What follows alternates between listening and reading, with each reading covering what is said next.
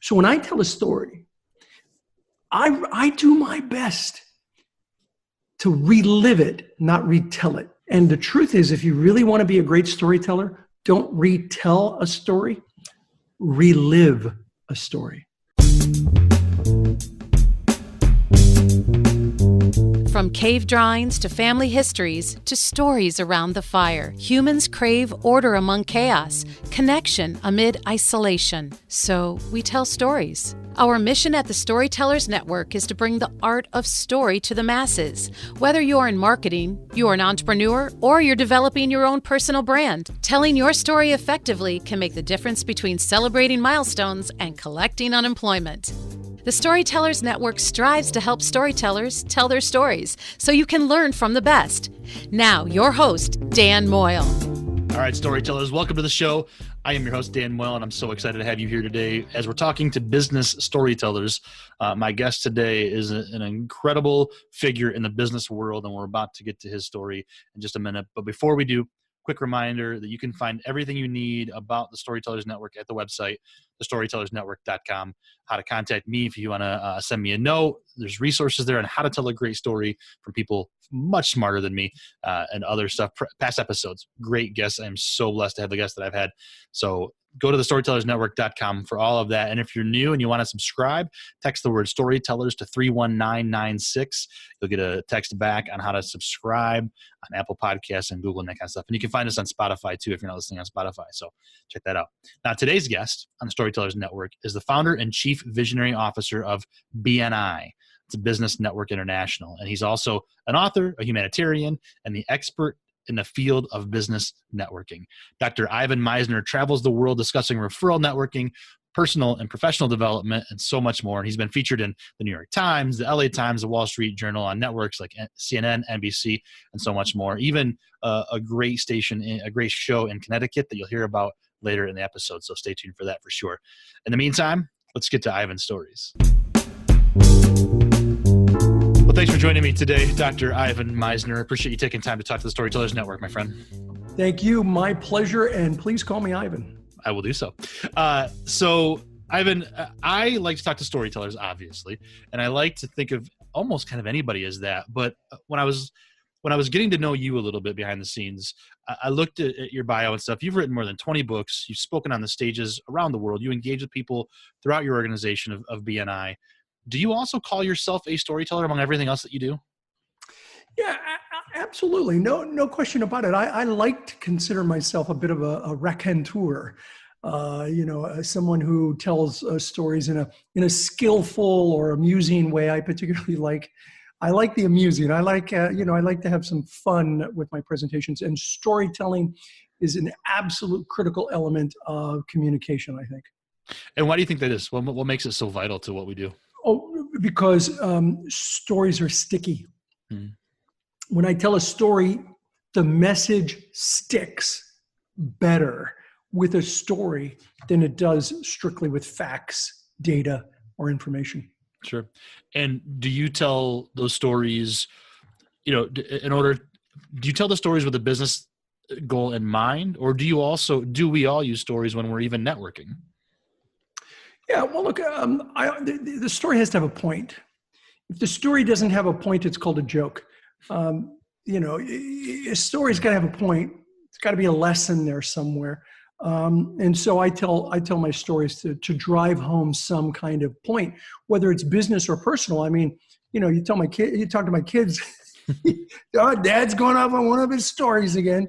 Yeah. But usually there's some point, some lesson, something to be learned. Either for me or for them, for someone else. I use stories mostly for education, for teaching. It's a way to communicate effectively to people in an entertaining way. So it kind of sounds like you consider yourself a teacher too, then. In a way, no question about it. Yeah, and obviously, the one thing I miss teaching at university. I taught for close to 20 years at a state university. Part-time, I was an adjunct faculty. I miss that, but I still teach. I think my role for the company is to be, a teacher, to pass on the lessons. You see, education is a leaky bucket process. When I teach something to someone, some of the information leaks out. It's got holes in the bucket. And when they teach someone else, more information leaks out. When they teach someone else, more information leaks out. So by the time you're at the third or fourth generation, you have a half a bucket of information. And when that happens, people start putting their own stuff in, and it may not be good stuff. So the better you can be at being consistent in your education, particularly with systems and processes, stories, manuals, the more likely you are to have a less of a leaky bucket. That's a great way to put it. I hadn't heard of it put that way. So thanks for that. It is kind of a leaky bucket. Yeah. Gosh, that's really good. So Ivan, where does that start for you as a storyteller? Does that go back to when you were teaching? Does that go back even further? How does that look for you? Well, for me, it started in high school. I had an amazing high school teacher, speech class. Mr. Tavner was his name. He passed away many years ago, but Mr. Tavner, great speech teacher. He really watered me in the sense of he saw a talent, and he poured into me ideas and support to make me a better speaker. And so I attribute a lot of my skill and training to having had speech class in high school. And does that translate over into the writing too then? I mean, being a presenter is being a writer as well? Yeah, I think, the better you are at being able to tell stories in your writing, the more it's sticky. The stickier you can make it, the better. Now, I think there's a little bit of a formula for telling a good story. Would you like to hear my form? Yeah, absolutely. And it's not mine. I've gotten this from many different people. But I think there's 4 elements to telling a great story. A story has to be a fact wrapped in an emotion that compels people to take action, that transforms them in some way. Let me repeat that. A story is a fact. You're trying to get information across, but you got to wrap it in some kind of emotion. You either want to pull on somebody's heartstrings, or you want to make them laugh. Humor is particularly sticky, I think. So it's a fact wrapped in an emotion that compels people to take action. That's critical. If they don't take action, what's the point of the story? And that action has to transform them in some way. And if you can do that with a story, you have hit on every single cylinder, and you make a difference in people's lives. Yeah, absolutely. So when you described your teacher, it kind of makes me think that, we can all use mentors. Yeah. Do you now do that for others then as well? I certainly try to. Yeah, absolutely. We all have somebody in our story. Mm-hmm. I could tell you stories about me, about how a mentor changed my life in some way. They did some small thing that made a huge difference. Mr. Tavner was certainly one. He did a lot of things that made a difference in my life. We all have people in our life. We all have people in our story. Mm-hmm. But I think the older you get, the more gray hair you have, like I do, the more important it is for you to come to the realization that it's no longer who's in my story. I mean, that's still important to me, but what's even more important is whose story are you in?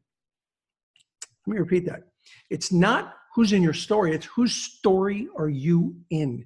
Whose life are you changing? What difference are you making for someone else? And if you can, you're talking about mentors, if you can mentor someone, and it's always amazing to me how some little small thing you might do can have a major impact on somebody's impression of you, someone's impression of life, someone's impression about themselves by some small thing that you may have said to them.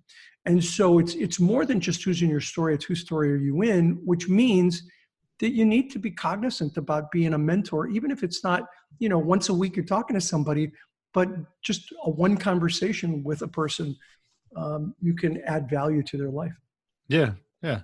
Now, is that part of what BNI was kind of founded on? Is that connection, mentoring, helping others?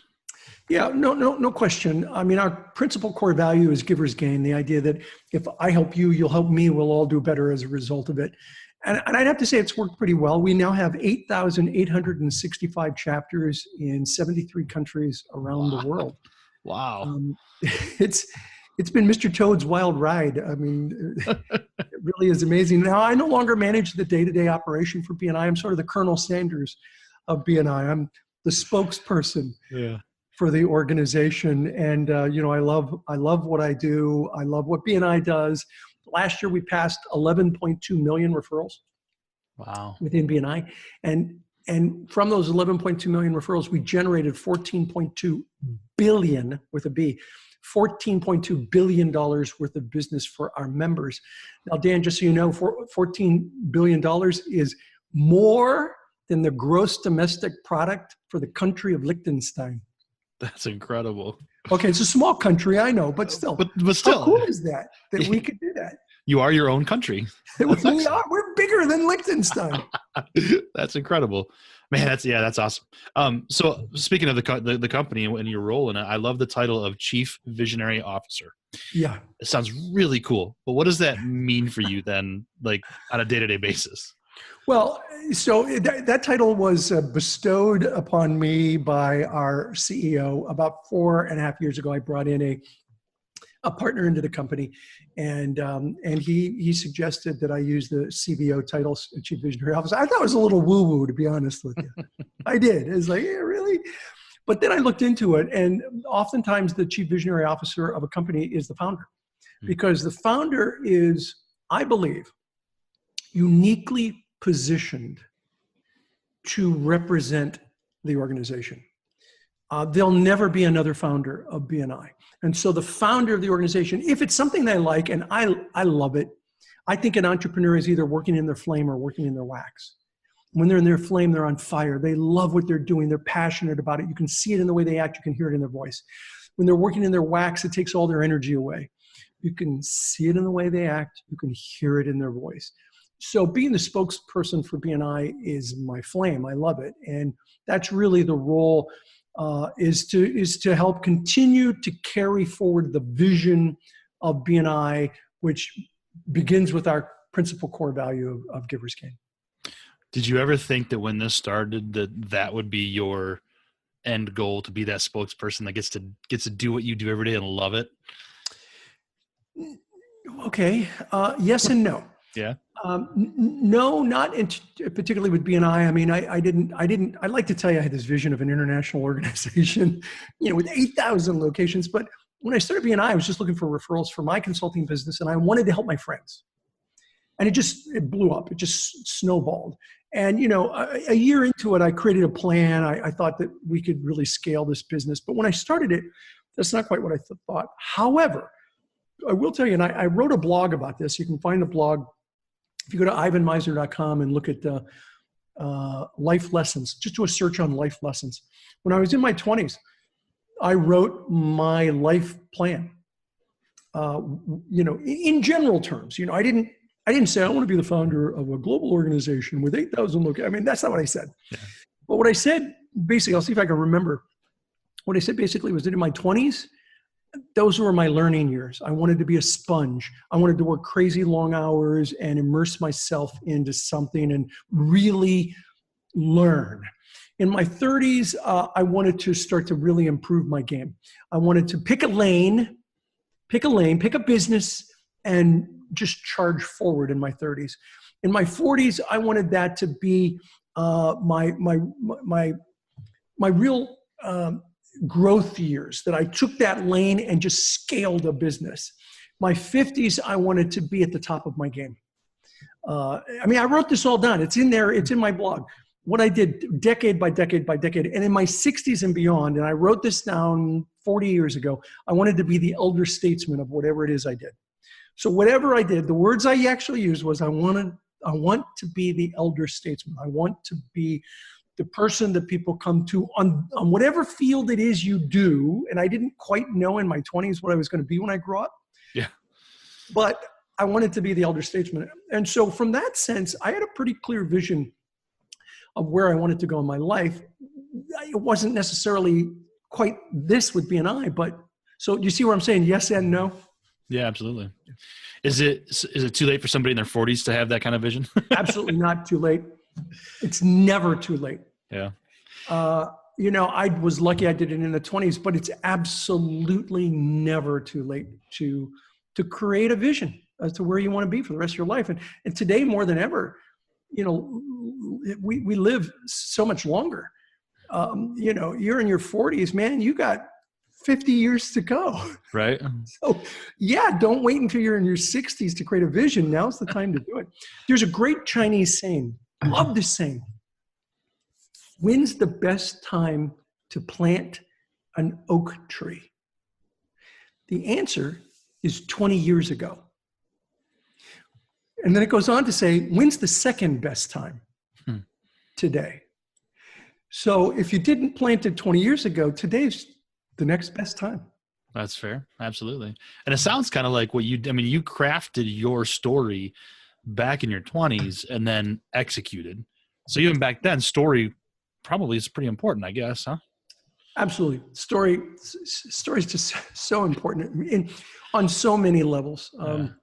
It's nothing new. We're talking about it a lot more in the last few decades, but I think culturally, we as humankind have often used storytelling as a way of carrying on our culture.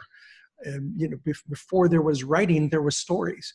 And so, this is certainly nothing new, but it's we're coming full circle and really focusing more and more on the storytelling again, which I think is powerful. So obviously you like that. What do you think is one of the challenges to that and to storytelling professionally? I think people, I don't think they know how to tell a story well. I think they sometimes make the story too much about them. I think they retell a story. And the truth is, if you really want to be a great storyteller, don't retell a story, relive a story. So when I tell a story, I do my best to relive it, not retell it. I visualize where I was. I visualize who I was with. I try to set a scene for who was doing what, who was sitting where, who said what. Now, you could go into too much detail with that. There's a balance there. So you got to relive a story, don't retell a story.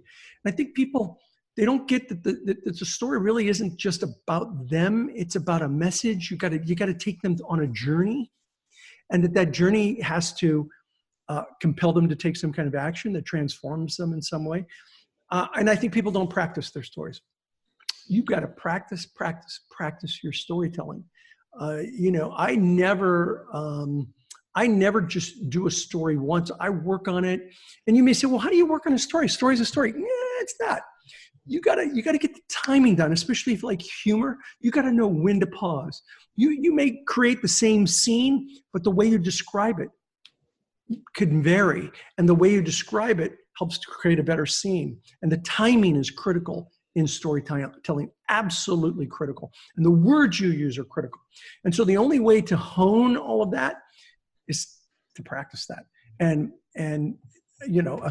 I don't think my poor wife has heard, every variation of every story that I have, because I run a lot of these stories by her just to get her feedback. So you got to find somebody that you can run your stories by and practice them and hone them. And then when you stand on stage and you do a story, make a note what works and what doesn't work. Because sometimes I'll be telling a story and for whatever reason, I'll add a sentence and boom, I get a laugh or people go, wow. And I will literally pull out my pen and mark that page with a word or two that I said to remind me I need to incorporate that into my story. So you're constantly honing your story. Yeah. And so athletes watch film afterwards. Do you go back and watch your presentations to see that as well? Or no? Is that a no? I hate doing that. Yeah. I do it. I used to do it a whole lot. I don't do it as much anymore because I have found other ways to practice. But yeah, I recommend it. I absolutely recommend it, and it's painful. It's painful. Yeah. it's painful even now. And I'm a pretty good storyteller, but I sit back and I watch it. It's like, well, wait, why did I leave out that sentence that I always put right there, and I left it out or whatever. So I think you're right. Athletes do that. You need to do that at some point. Maybe you get to the point where you don't do it as much, but I think you're right. You should watch. Yeah. Always improving, always learning, right? That's a huge thing. So I was going to ask who gets to hear all the stories. So your wife, that's funny. What if when I was young, it would be my mother. Okay. I would stand in front of my mom and do all these stories, especially when I was in high school, when I was in college, I would do them for her. And then when I got married, my wife kind of took over that mantle, and she hears virtually every story I have before. And I'll run it by her. Hey, what do you think if I put this story into this talk? And she gives me incredible feedback that has helped make me a better storyteller. That's awesome. It's great to have a partner like that. Yep. We've been married 30 years. I met my wife in BNI. It was the best referral I ever got. That's awesome. And so 30 years. That's incredible. Congratulations. 30 years this year. Yeah. What's the secret to that? Just finding one who can put up your stories? Everybody's different. Yeah. And every relationship is different, and no relationship is easy. I think one of the things that we say, because as you're married longer, people ask you what's the secret. I think one of the secrets for us is giving each other grace. We have come to the place in our marriage, and we did this a long time ago, where we both recognize that we love each other, and that if one of us does something stupid, usually it's me, probably. If one of us does something stupid, the other person recognizes that it was just something stupid they did. It wasn't done out of malice. It wasn't done because there wasn't love. And so we just have to give each other grace. And I think that's really important. I think the other thing is love and respect. And we read a book a long time ago on love and respect. And basically the theme of the book was that, and this is a gross generalization and not everybody fits this, but based on this book, they found that women, when asked what is the most important thing to you from your spouse, love or respect, women generally said love and men generally said respect. Yeah. And that was a real eye-opener for us, because my wife was blown away that I said, when she asked me that question, she didn't tell me the answer. And I said, respect. I assume you love me. It's respect that I would hope to get. And she was blown away by that. So understanding each other and, me going out of my way to speak to her in a loving way and her going out of her way to speak to me in a respectful way. That has nothing to do with storytelling, but that's the answer to your question. Yeah. Well, that's part of why I love what I do, because it's conversations, Yeah. And so just getting to know somebody and what they do and how they tell a story, I think is really, really the cool part. So, so thanks for sharing that, Ivan. I appreciate it. Where do you go to find inspiration when you're getting ready to craft maybe a new presentation or write a new story or share those life lessons? Where does that inspiration come from for you as a storyteller? So I have found that my best stories come from my most embarrassing moments. And so what I often do is I think about some bonehead thing I did, something that at the moment was horrifying to me. I can't believe I did that. That was really stupid. But people love it because it's, first of all, if you have some level of success and you use self-deprecating humor, people feel connected to you. They feel like, okay, he's not on this pedestal. He's not in this ivory tower. He does bonehead things too. Now you gotta tie it in. You gotta make it work with the message you're trying to get across. But if you can find a story that you can incorporate in and it has some self-deprecating humor, so I think about things I've done. I think about experiences in my life. Again, it depends on what message I'm trying to get across. If I'm talking about mentorship, I tell a story about mentorship. If I'm talking about networking, I will often talk about stupid things I did networking, so that people can see what not to do. Don't do this. I did it once. Don't do it. Right. Does that make sense? Yeah, absolutely. Yeah. And I've heard it said that relationships are the ultimate currency. And not again, it sounds almost kind of a little bit like, I don't know, swampy or something. I don't know what the word is, but what it means to me is that we are powerful and rich through our networks, through our Yeah. circles, that kind of a thing. So if that's the case for storytellers, what is one of the keys from the grandfather, the godfather of networking, the guru of networking? What's one of the keys to building a powerful network as a storyteller? Well, I think before you get to telling stories, you have to understand the foundation of what I teach in networking, and that is what I call the VCP process: visibility, credibility, profitability. First, you have to be visible in the community. People have to know who you are and what you do. Then you move to credibility, where people know who you are, they know what you do, they know you're good at it. And then you can move to profitability, where people know who you are, what you do, they know you're good at it, and they're willing to refer you business. So you got to understand that networking is more about farming than it is about hunting. It's all about creating relationships. And one of the best way to create relationships is to help someone. So if you can find a way to help someone, you start to build that relationship. And as you build that relationship, you talk to them. The language of referrals is done through storytelling. You tell stories about what makes a good referral for you. You ask for stories as for what makes a good referral from someone else. Tell me your dream referral. Well, that's a story. I'll tell you, in BNI, we train our directors, our franchises. We call it 3+1 for success. 3+1. This is what it takes to be successful at building a region of BNI. Open chapters, fill chapters with members, retain members, and the +1 is tell stories. And the +1 applies to all three of those. So for members, we say, bring in members, retain members, engage in your chapter, be engaged in your, so it's quality, quantity, engagement. Those are the three things for members. +1. And you do all of that through stories. You bring in quality members by talking to them about stories about your success. You bring in a number of members by talking about your success. You engage people by talking about how you learned how to network and became successful. So everything that we teach in BNI is the +1. It's the storytelling, which covers all aspects of a business. That's really good. Excuse me.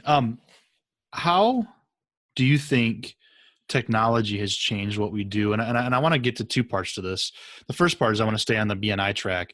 How has technology and social media and everything else changed how we do networking? So for me, I read a book in the early 1980s by John Nesbitt called Megatrends. And in it, he said that we're moving. He said one of the big trends in the world is networking. He said that in the early 80s. And he said, we're moving towards a high-tech, high-touch society, that more technologically advanced would become, the more important it is to have a high touch to connect with people. We've arrived. We're there. What he predicted in the early 80s has come true.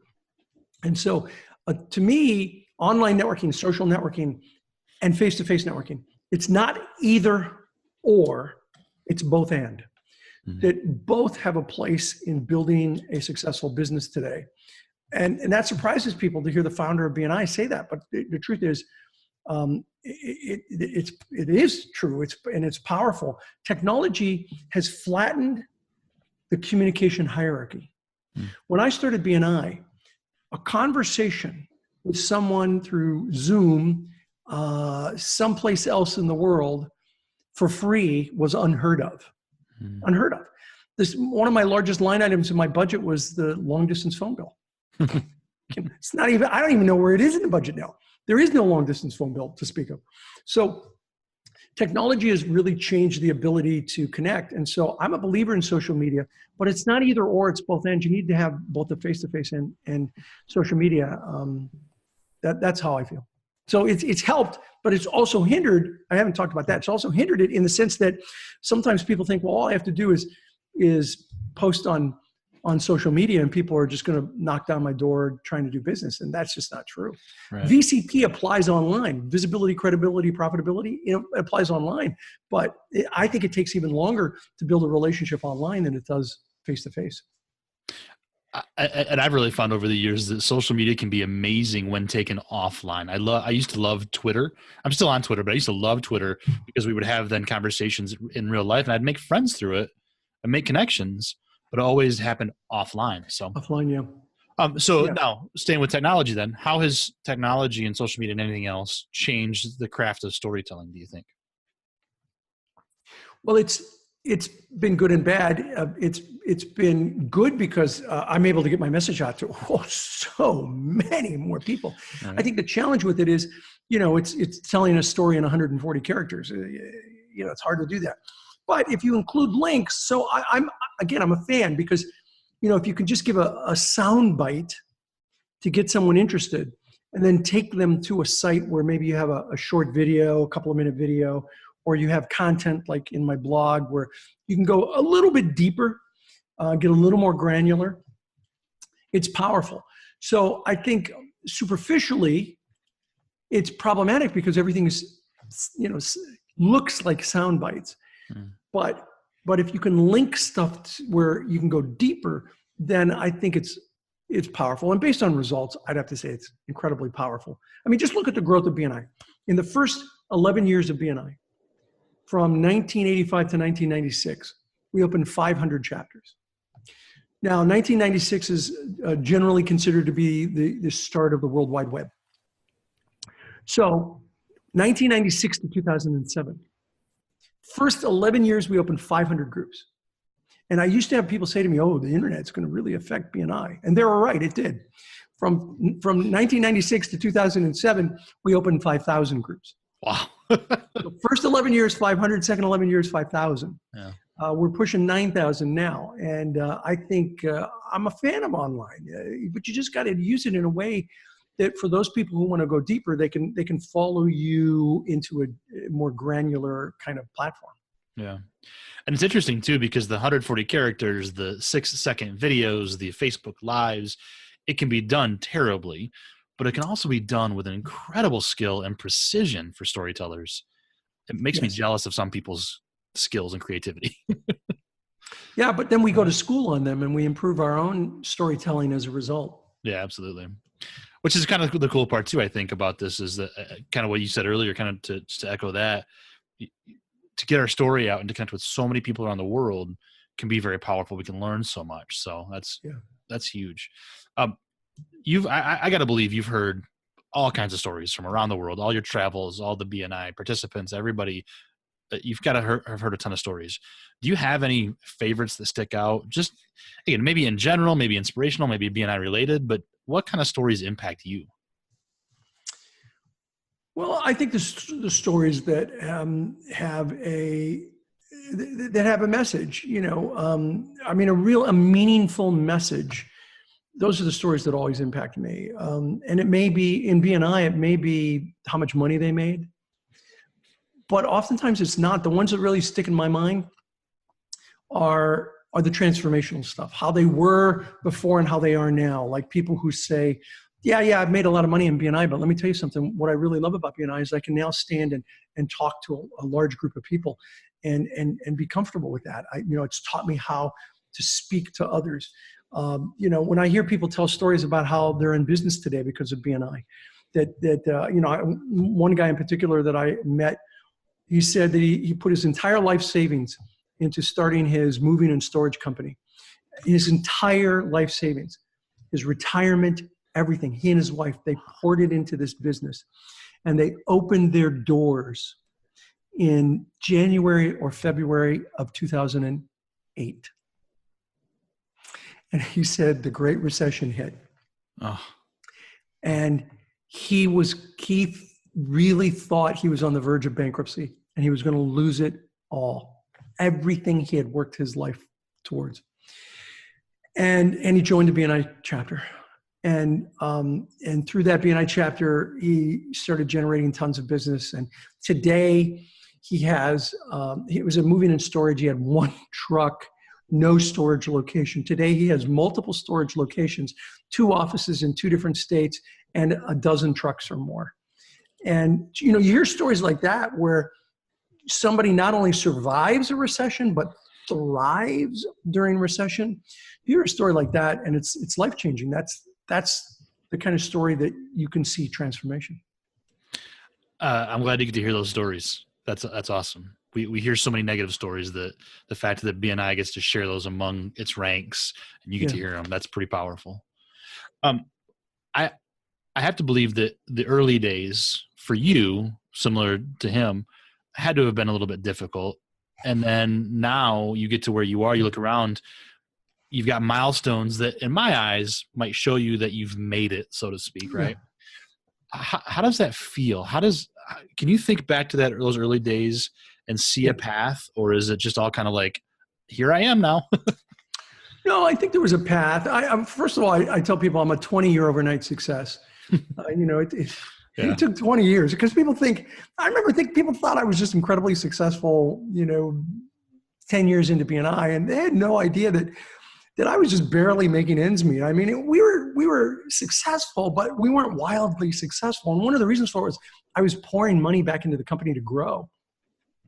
And it really, truly took me 20 years. I lived in the same house before I started BNI for 19 years. So I started BNI. I lived in this house for a year. So I lived in the same house for 20 years before I bought my dream home.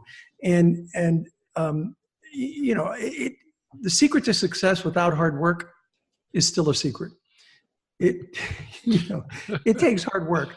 And so I had a path, I had a goal, I had a whole series of goals, and I stayed on that path and achieved some level of success. I think one of the reasons for that, and I see a lot of business people that they don't get this. You want to be successful in business? Do 6 things 1,000 times, not 1,000 things 6 times. Most businesses do 1,000 things 6 times. They keep jumping around from one bright, shiny object to another. And I'm here to tell you, if you want to achieve success, you got to figure out what are the key success factors in that business. And then you got to be a dog with a bone.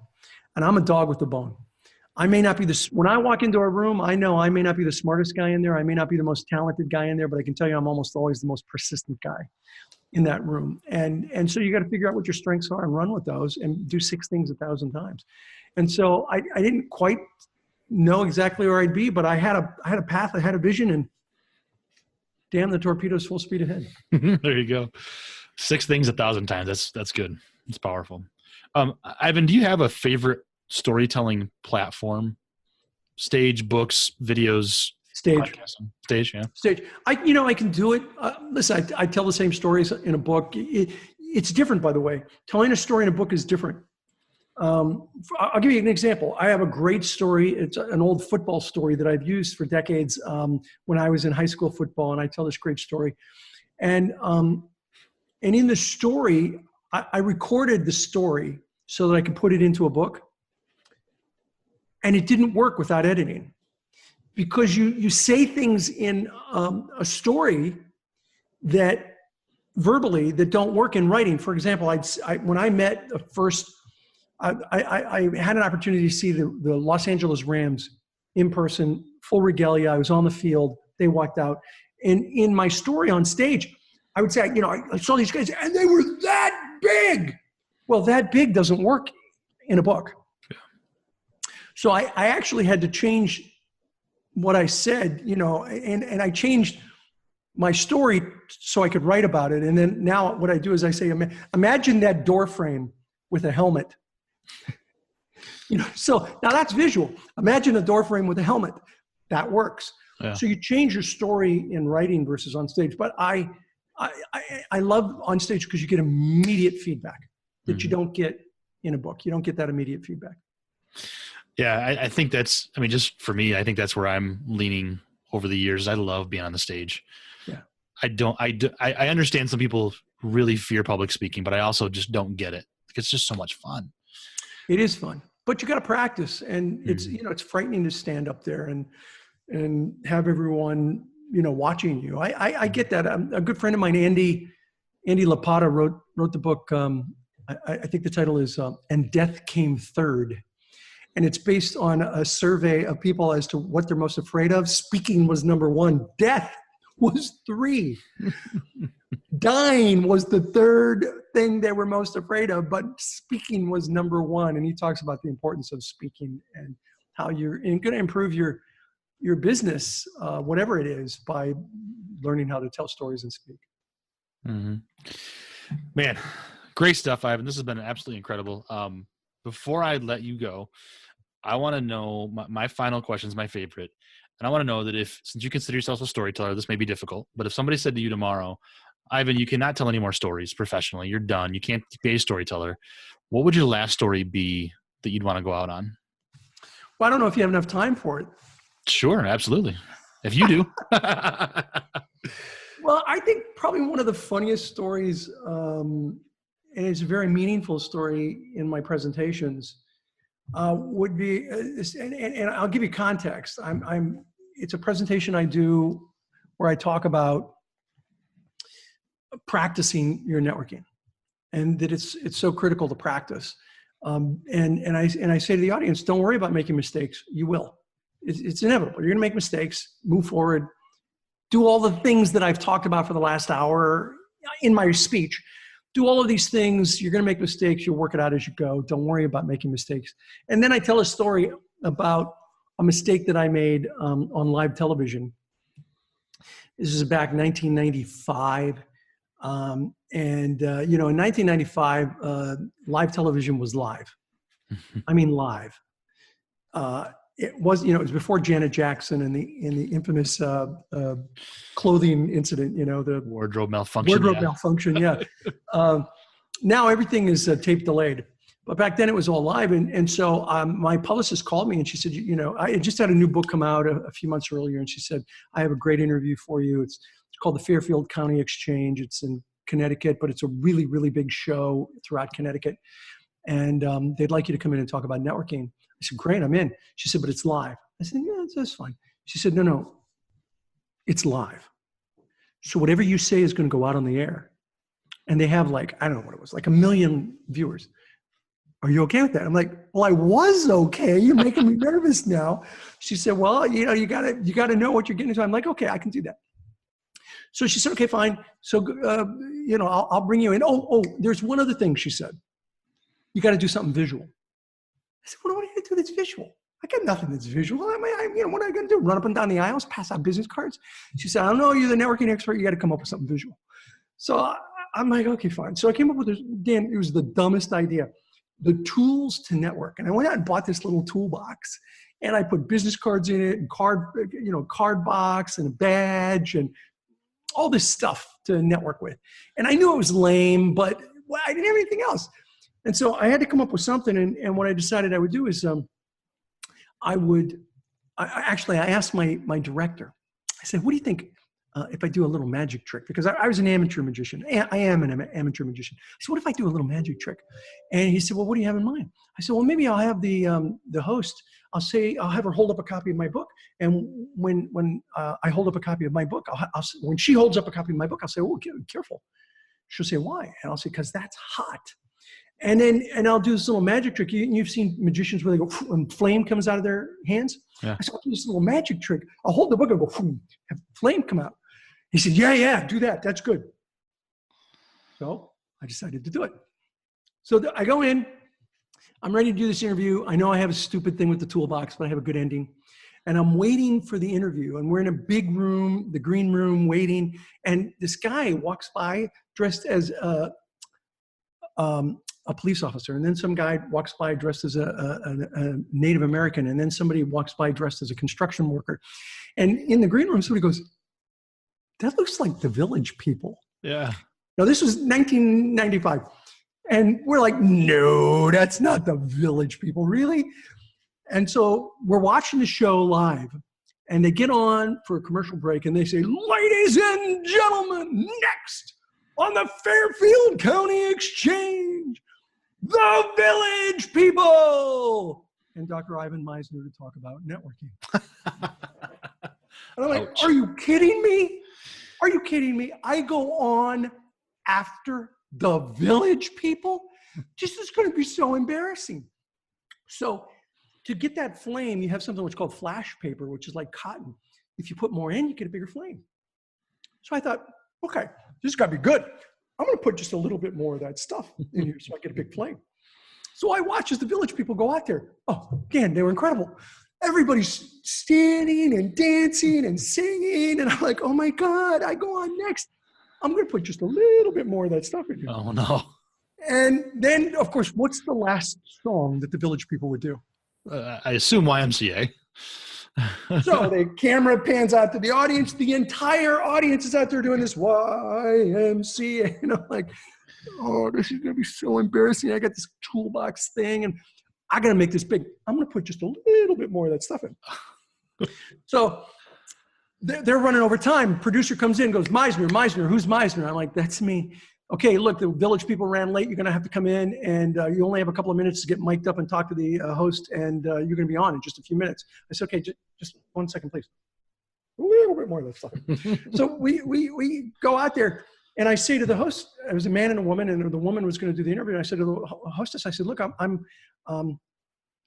I'd like you to hold up a copy of my book, if you would, please. And when you hold up a copy of my book, I'm going to say, and at that moment, the director came up and said, no, I don't want her holding up a copy of the book. It's too much with the book. We're going to have a JPEG of it on the screen. You can't hold up a copy of the book. And she walked away.